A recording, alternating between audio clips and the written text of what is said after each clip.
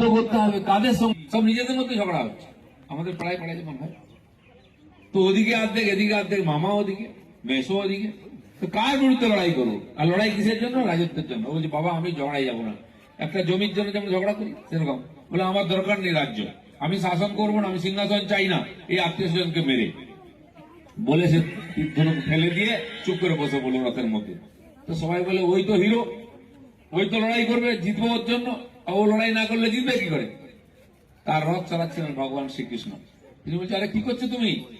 বলছে না আমাকে মাফ করুন, আমি আর এই যুদ্ধ পারবো না। কাদের বিরুদ্ধে যুদ্ধ করছো? ওরা দেখতে মনে হচ্ছে তোমার কাকা জ্যাঠা, কিন্তু ওরা সব অন্যায়ের পক্ষে আছে, পাপ করেছে। দুর্যোধন যে অন্যায় করেছে, তোমাদের জমি বাড়ি কেড়ে নিয়েছে, দ্রৌপদীকে অপহরণ করেছে, এত মানুষের উপর অত্যাচার করছে, বড়দের অপমান করছে, অধার্মিক লোকেদের সঙ্গে আছে।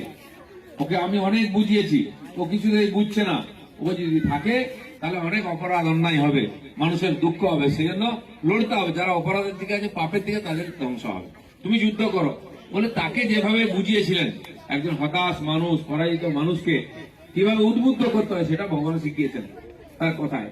বিশ্ব ব্রহ্মাণ্ড সৃষ্টি দুনিয়া সব বলেছেন তার মধ্যে, 18টা অধ্যায় 700 শ্লোক, সেটা গীতা, সেটা পড়েছি আমরা এক জায়গায়।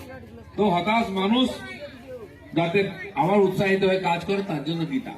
খালি পুণ্য হয় নয়, জীবনে সফল হওয়ার জন্য, পরিশ্রম করার জন্য, সবাইকে নিয়ে কি করে থাকতে হয়, পৃথিবীতে শান্তি হয়, তার কথা বলা আছে। সেই জন্য যুগ যুগ ধরে আমরা গীতা পড়ছি। আর সেই গীতা বিশ্বের যত দেশ আছে সব দেশের ভাষাতে অনুবাদ হয়েছে।